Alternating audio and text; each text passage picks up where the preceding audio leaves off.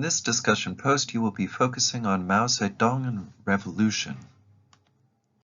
Mao Zedong, colloquially known frequently as Chairman Mao, was a Chinese communist revolutionary who was the founding father of the People's Republic of China, also known as the PRC.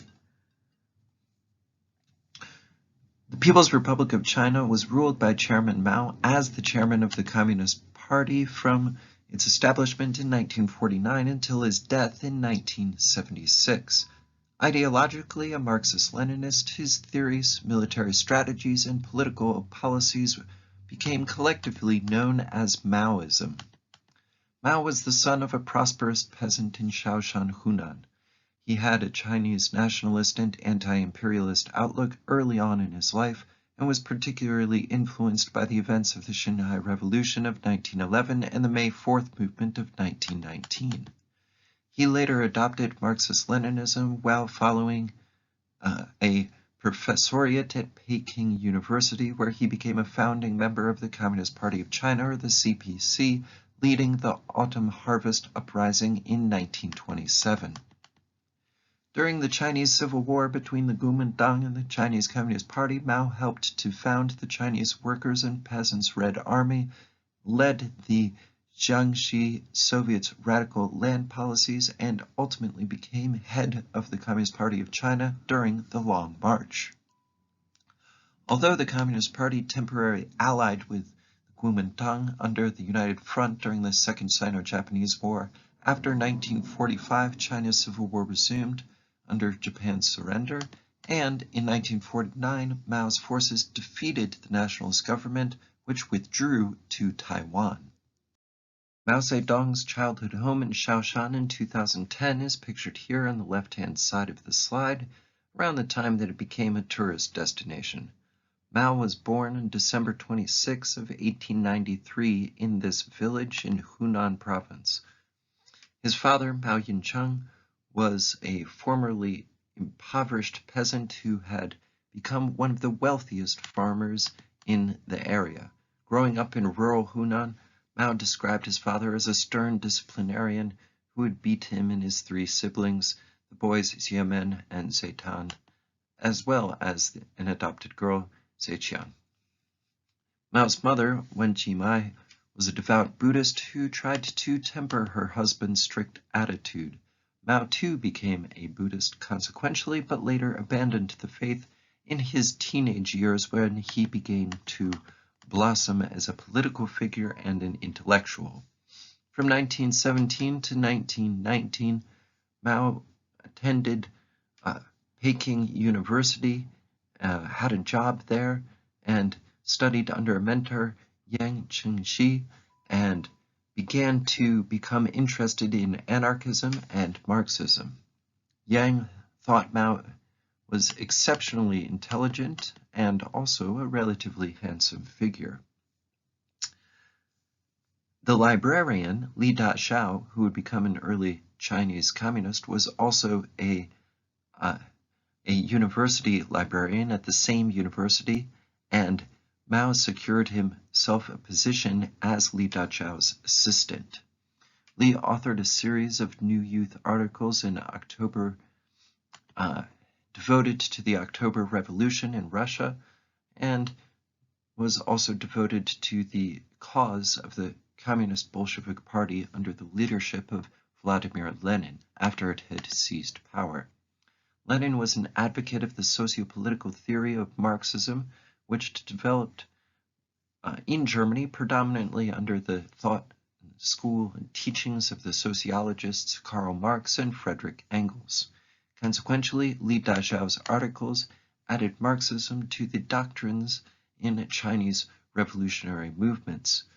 So, Li Daxiao was this intellectual vessel that brought Marxism and Leninism to the Chinese nationalist scene, and Mao Zedong studied directly under him. He was first, however, influenced by Peter Kropotkin's anarchism before he became a more devout follower and reader of Marxist teachings, and then gradually he developed his own interpretations of Marxist-Leninism. The 1949 revolution was the conflict led by the Communist Party of China and the chairman Mao Zedong that resulted in the proclamation of the People's Republic of China on October the 1st of 1949.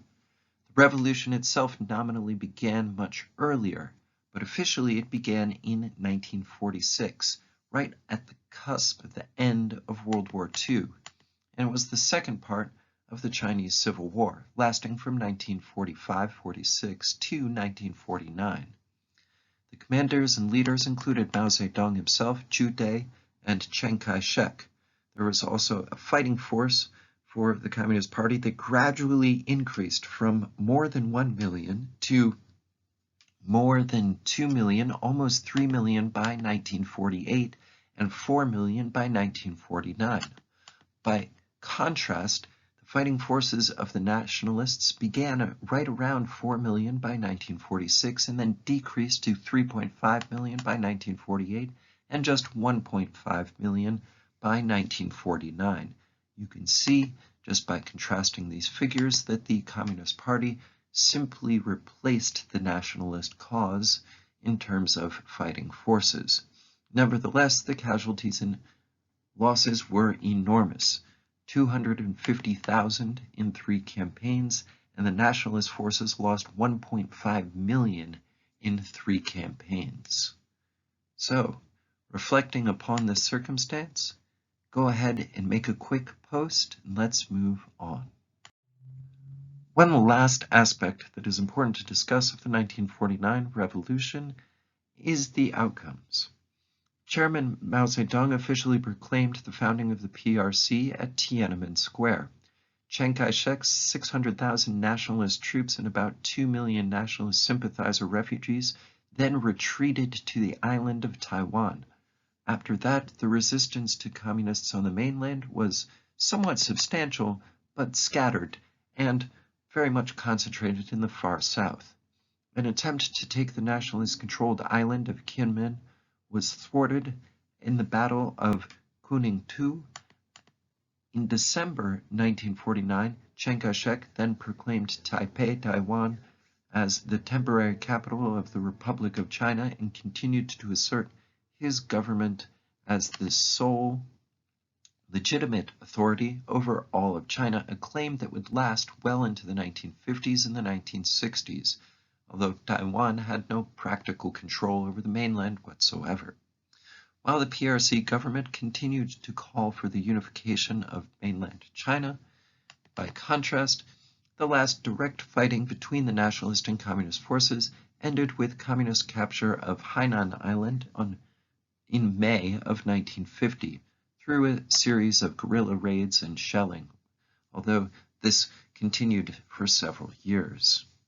In June of 1952, the outbreak of the Korean War led the American government to place the United States' 7th Fleet, its most enormous naval fleet, in the Taiwan Strait to prevent either side from attacking one another, which was a global consequence of the internal struggles of the Civil War that took place in China. So again, reflecting on this circumstance, go ahead and raise any points that you think are important, raise any questions that you would like to raise, make a quick post, and let's move on.